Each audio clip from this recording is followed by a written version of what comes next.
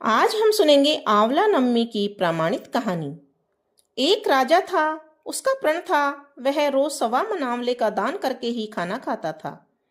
इससे उसका नाम आंवलिया राजा पड़ गया। एक दिन उसके बेटे बहू ने सोचा कि राजा इतने सारे आंवले रोजाना दान करते हैं, इस प्रकार तो एक दिन सारा खजाना खाली हो जाएगा। इसलिए बेटे ने राजा से कहा कि उसे इस तरह का दान करना बंद कर देना चाहिए। बेटे की बात सुनकर राजा को बहुत दुख हुआ और रानी और राजा महल छोड़कर बियावान जंगल में जाकर बैठ गए। राजा रानी आंवला दान नहीं कर पाए और प्रण के कारण कुछ खाया भी नहीं।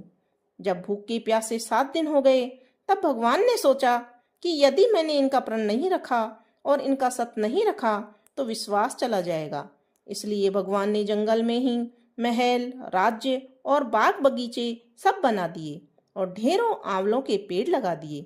सुबह राजा रानी उठे तो देखा कि जंगल में उनके राज्य से भी दुगना राज्य बसा हुआ है।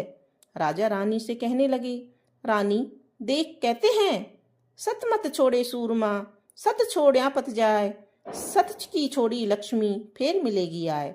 आओ हम नहा धोकर आंवले को दान करें और भोजन करें। राजा रानी ने आंवला दान करके खाना खाया और खुशी खुशी जंगल में रहने लगे।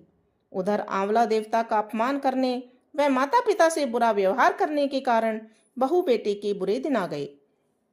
राज्य दुश्मनों ने छीन लिया, दाने दाने को मोहताज हो गए और काम ढूंढते हुए अपने पिताजी के राज्य में आ पहुंचे। उनके हालात इतने बिगड़े हुए थे कि पिता ने उन्हें बिना पहचाने हुए काम पर रख लिया। बेटा बहू सोच भी नहीं सकते थे कि उनके माता पिता इतने बड़े राज्य के मालिक भी हो सकते हैं, सो उन्होंने भी अपने माता पिता को नहीं पहचाना।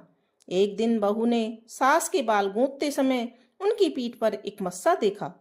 उसे यह सोचकर रोना आने लगा कि ऐसा ही मस्सा मेरी सास के भी था। हमने यह सोचकर उन्हें आंवला दान करने से रोका था कि हमारा धन नष्ट हो जाएगा। आज वे लोग न जाने कहाँ होंगे। यह सोचकर बहू को रोना आने लगा और आंसू टपक टपक कर सास की पीठ पर यानी कि रानी की पीठ पर गिरने लगे। रानी ने तुरंत पलट कर देखा कि पूछा कि तू क्यों रो रही है। उसने बताया, आपकी पीठ पर जैसा मस्सा मेरी सास की पीठ पर भी था।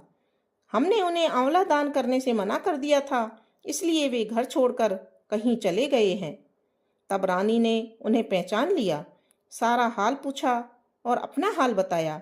अपने बेटे बहू को समझाया कि दान करने से धन कभी भी कम नहीं होता है, बल्कि बढ़ता ही है।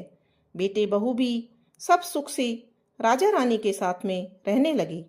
हे भगवान, जैसे राजा और रानी का सत रखा, वैसे सबका सत रखना। कहते सुनते हुंकारा भरते ये जो भी कहानी सुने, उनका सबके परिवार को सुखी रखना। बोलो विष्णु भगवान की जय। बोलो भोले शंकर भगवान की जय।